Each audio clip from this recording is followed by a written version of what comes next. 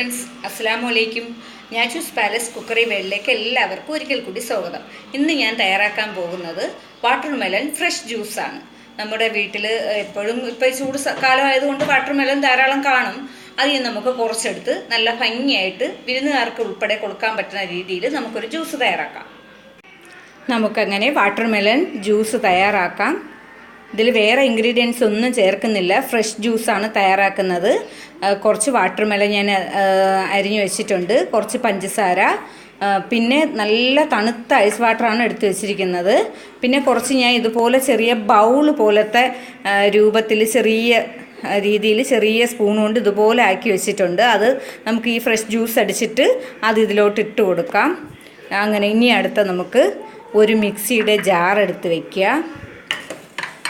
അതിൽ നമ്മൾ കട്ട് ചെയ്ത് വെച്ചിരിക്കുന്ന വാട്ടർമെലൺ ചേർക്കുക.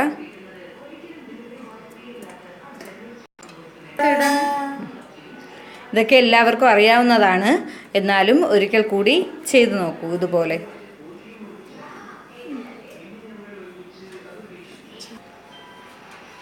ഞാനൊരു ചെറിയ ഗ്ലാസ് ഐസ് വാട്ടറാണ് എടുത്ത് വെച്ചിരിക്കുന്നത്. അതിൻ്റെ അര ഗ്ലാസ് മതിയാവും. നമ്മളിത് നല്ലതുപോലെ വെള്ളമുള്ള സാധനമല്ലേ വാട്ടർമെലൺ, അപ്പോൾ അതിലോട്ട് കൂടുതൽ വെള്ളം ചേർക്കേണ്ട ആവശ്യമൊന്നുമില്ല. പിന്നെ കുറച്ച് പഞ്ചസാര ഇടാം നമുക്ക്.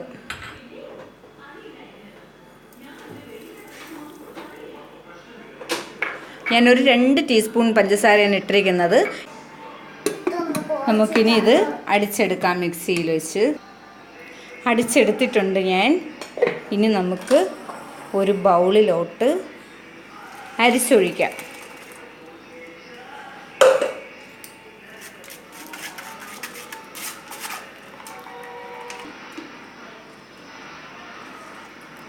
ഇനി നമുക്ക് അരിച്ചെടുത്തിട്ടുണ്ട്. ഒരു ഗ്ലാസ്സിലൊഴിച്ച്, ഇത് അധികം വെള്ളമൊന്നും ചേർക്കാത്തതാണ്, നല്ല ടേസ്റ്റാണ്. നിങ്ങളെല്ലാവരും വെള്ളമൊന്നും ചേർക്കാതെ ഇതുപോലെ അടിച്ച് നോക്കണം.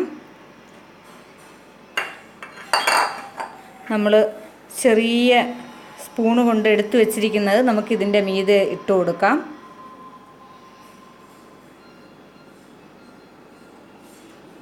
ഇപ്പോൾ കുട്ടികൾക്കൊക്കെ ജ്യൂസ് കുടിക്കുമ്പോൾ ഓരോന്നും ഇതൊന്ന് കഴിക്കാനും നല്ല ഇഷ്ടമായിരിക്കും.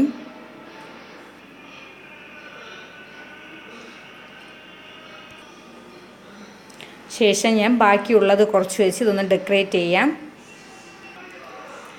നിങ്ങളുടെ വീട്ടിൽ ഗസ്റ്റൊക്കെ വരുമ്പോഴത്തേക്ക് നിങ്ങൾക്ക് ഇതുപോലെ സെർവ് ചെയ്ത് അവർക്ക് കൊടുക്കാം.